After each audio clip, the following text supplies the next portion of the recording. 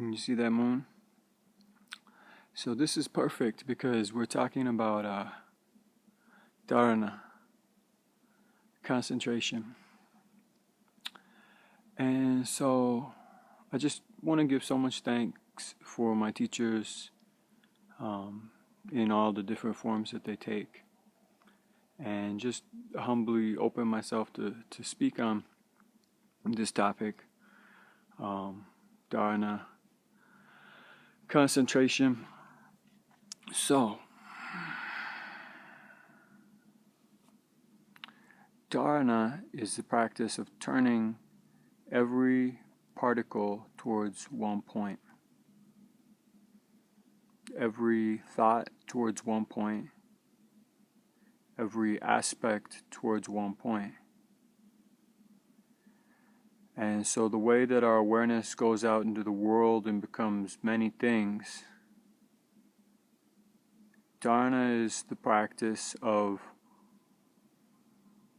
pointing all of those aspects or all of those things, or guiding, if you will, all of these elements back in towards one point. Sometimes that point is called a bindu or a drishti. It's a doorway. Right? So if you think of like an hourglass or a star that's made up of two triangles, one pointing up, one pointing down. Dharana is the upward pointing triangle. Right? It's the bottom of the hourglass. Down in the bottom of the hourglass, things appear to happen. Time goes on. Right? And really, this experience that we call time or things happening arises from this space which is on the other side of the bindu, if you will. Right? It arises from this triangle which points downwards. And so Dharana is the practice of gathering in all this scattered awareness towards that point, towards that source. So you could say that the bindu is the source or the opening through which the awareness that has this experience of the world pours, right? And then becomes many different aspects and things. And so in Dharana, we're activating this triangle, this upward pointing triangle, and we can talk more about what that triangle contains and the energies that are involved.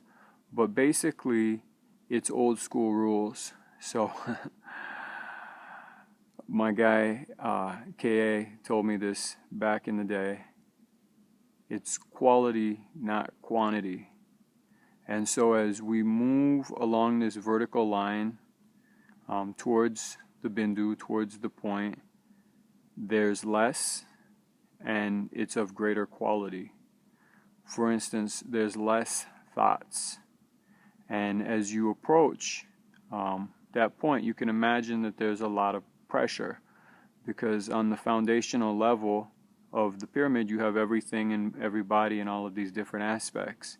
But as you start to gather that in, and it narrows, as the triangle narrows towards a single point, all of these aspects that we call life and the world are gathered in, become more potent, more essential, right? And so it's a very beautiful experience that we're describing with Dharana, concentration. So that's Dharana, and you could say that Dharana is the practice of focusing awareness on that single point. So this brings us to meditation.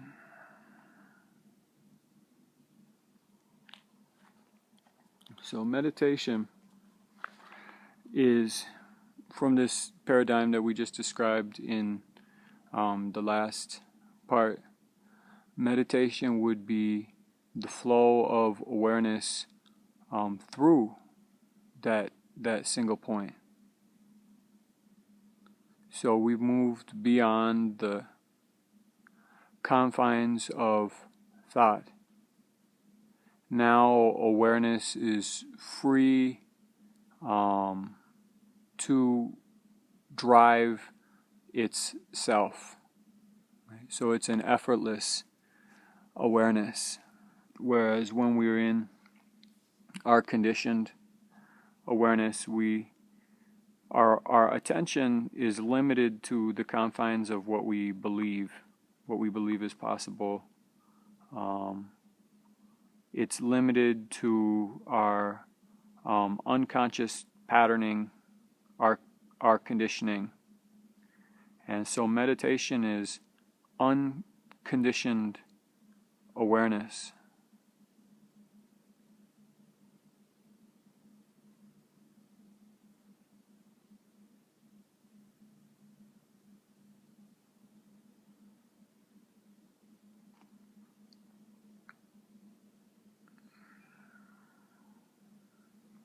In meditation now we have the ability to direct the flow of our awareness. Why?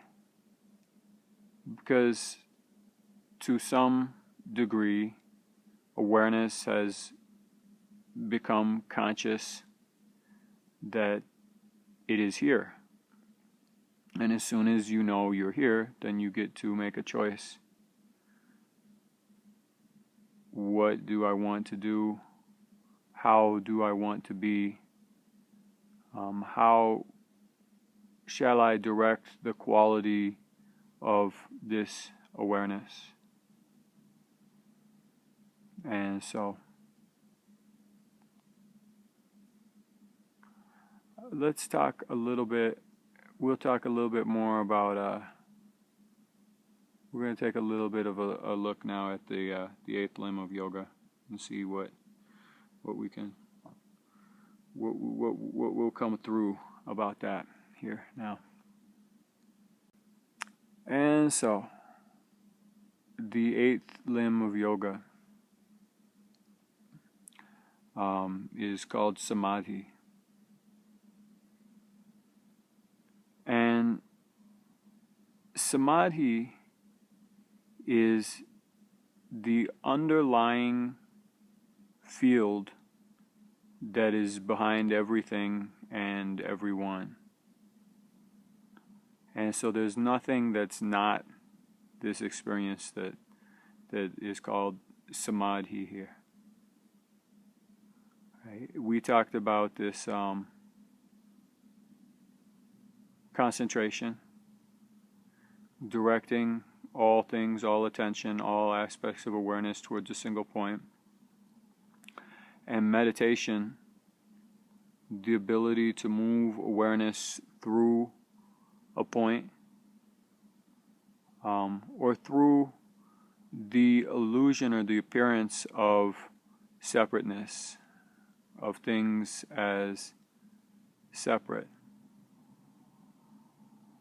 from one another. And so this is the impetus for all desire, if you will. We desire things because we feel that in some way we're incomplete or partial. We desire somebody else because we feel that they will complete us. Samadhi is accessed through any point because it's at this level of being which is foundational to things or separation. And so it's what everything points to if we really, really listen. If we can move beyond the surface appearance of things as being separate of desires or fears or aversion, that all of these things, all of these aspects are inviting us, are drawing us in to this underlying experience of non-separateness, of wholeness, of completeness. And so, that's my humble take on Samadhi at this moment. Hope these descriptions are helpful in some way, and good night. Namaste.